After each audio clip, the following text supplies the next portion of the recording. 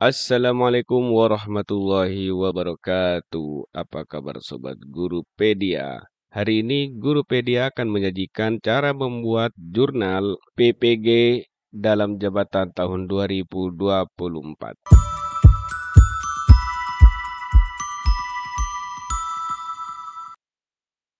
Sobat Gurupedia, seperti yang diketahui pada piloting PPG tahun 2024 kemarin, banyak jurnal pembelajaran yang mengalami kendala bahkan harus direvisi. Namun setelah beberapa hari, Pusat Informasi PPG merilis cara mengerjakan jurnal pembelajaran sertifikasi pendidik. Di sini Bapak Ibu sudah jelas ya. Ini resmi dari Pusat Informasi Guru Kemdikbud.go.id dengan judul Cara Mengerjakan Jurnal Pembelajaran Sertifikasi Pendidik. Di paling atas dengan label merah, ini merupakan perhatian khusus. Jika berdasarkan hasil validasi jurnal pembelajaran Anda dinyatakan gagal, maka silakan unggah ulang dengan catatan sebagai berikut. Jadi yang gagal pada piloting pertama ataupun yang akan mengerjakan piloting kedua, ini bisa memperhatikan ini, yaitu untuk menghindari gagal validasi, dalam mengerjakan jurnal pembelajaran dengan disarankan untuk dibuat menggunakan Microsoft Word atau Google Docs dan disimpan dengan format PDF. Jadi ini sangat penting Bapak Ibu, caranya dalam membuat jurnal harus menggunakan Microsoft Word. Mengapa? Karena ini akan mempermudah validasi oleh pihak penyedia atau pihak yang melakukan validasi. Seperti yang diketahui, banyak yang menggunakan aplikasi visual pada piloting sebelumnya seperti Canva, PPT, dan sebagainya. Namun yang disarankan sekarang adalah menggunakan Microsoft Word.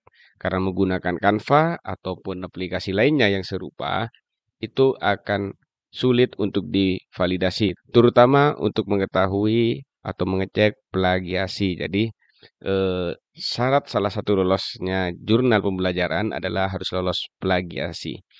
Adapun cara yang disarankan oleh pihak penyelenggara Kemdikbud adalah yang pertama, pilih jurnal yang akan dikerjakan. Jadi kita tentukan dulu jurnalnya. Setelah itu baru kita mulai. Nah, ini setiap jurnal yang kita pilih biasanya ada syarat-syaratnya. Mau seperti apa? Terus berikutnya adalah unggah jurnal, beri judul dan masukkan deskripsi.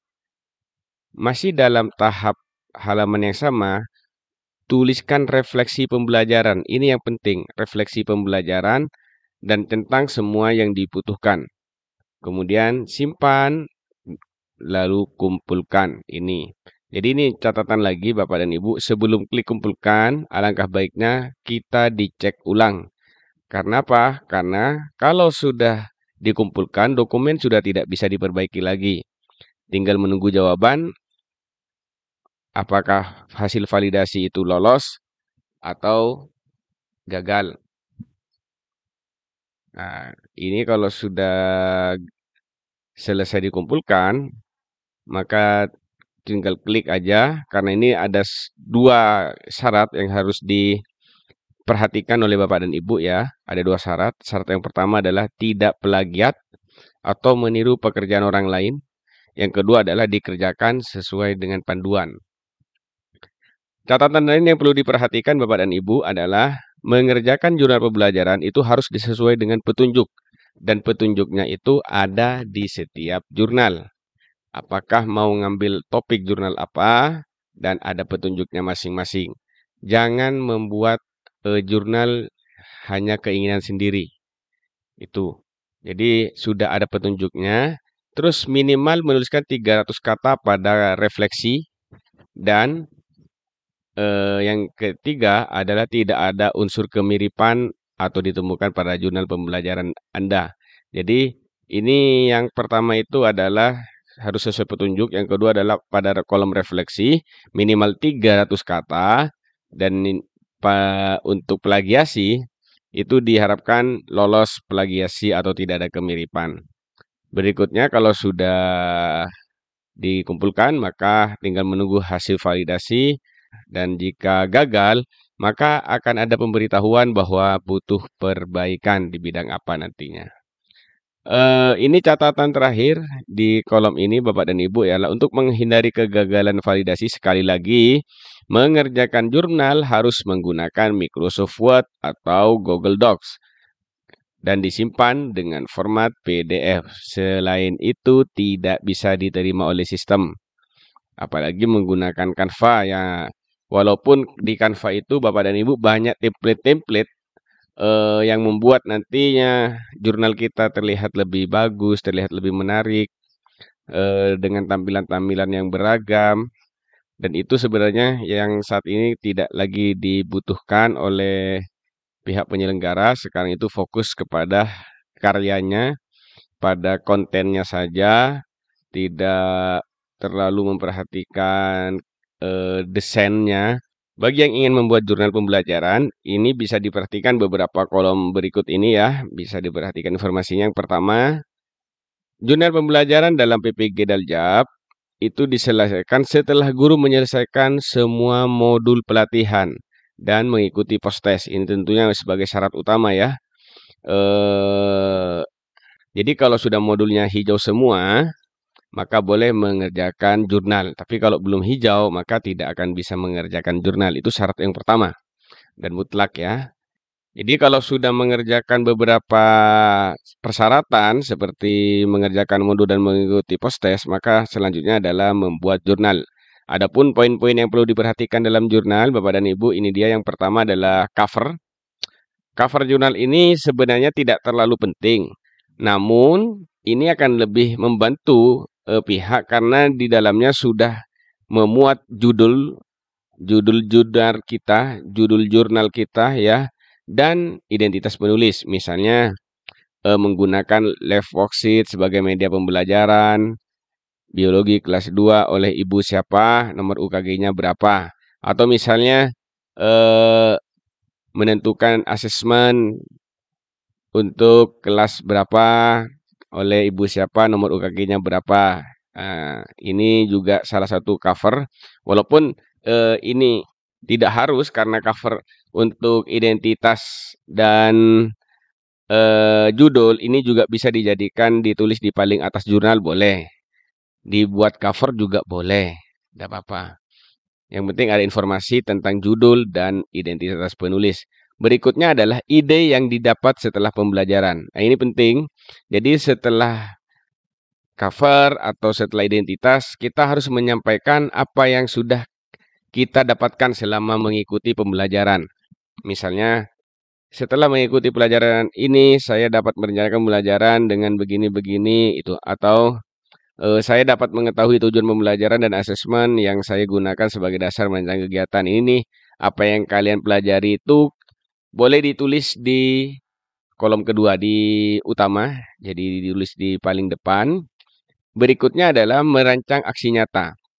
Merancang aksi nyata ini adalah membuat atau melaksanakan apa yang kita pelajari itu dalam dunia nyata kita, bisa menentukan kepada murid atau kepada guru, atau menyampaikan kepada guru-guru, gitu ya.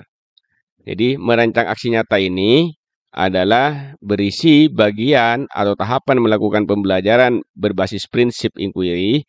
Contohnya, menemukan tujuan pembelajaran pada mata pelajaran biologi kelas 2.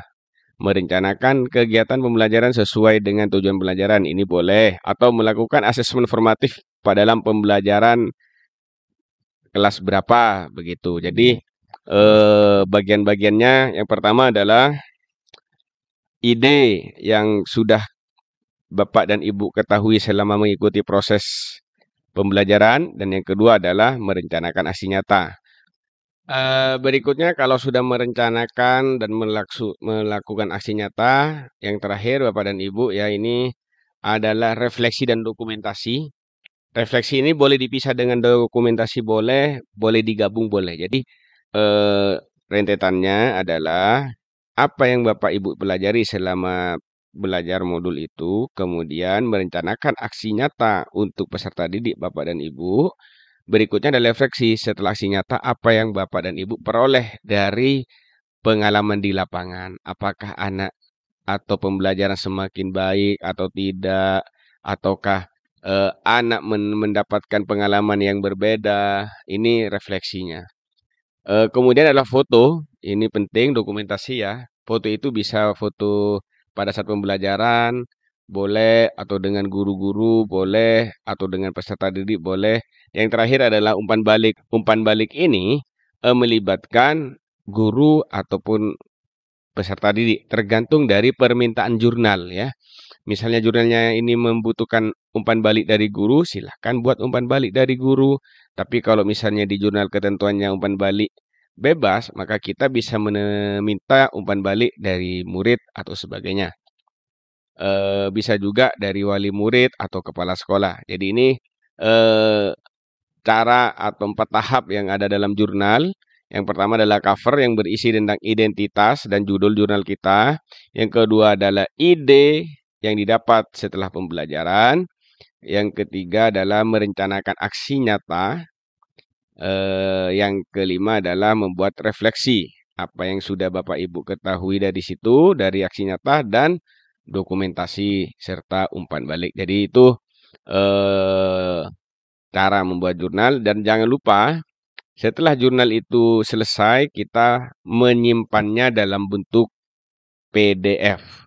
Caranya adalah file, save as. Nah, kita tentukan dulu misalnya di pendekatan teaching atau kita ini taruh di diferensiasi terus PDF ini dipilih, ada dokumen, ada Word 2097, 2003 sampai akhirnya di sini di PDF. Jadi Bapak dan Ibu tinggal menyimpannya dalam bentuk PDF nantinya.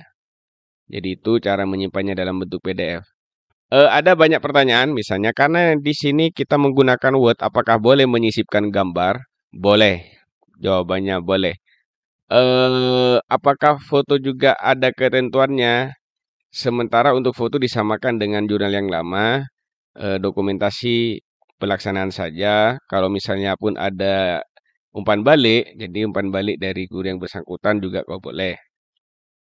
Apakah umpan balik boleh berupa WA? Silahkan manfaatkan semua kemudahan untuk mendapatkan poin atau mendapatkan validasi dari pusat. Jadi itu saja cara membuat jurnal untuk PPG dalam jabatan guru tertentu. Jadi itu saja Bapak dan Ibu. Semoga informasi ini bermanfaat. Assalamualaikum warahmatullahi wabarakatuh.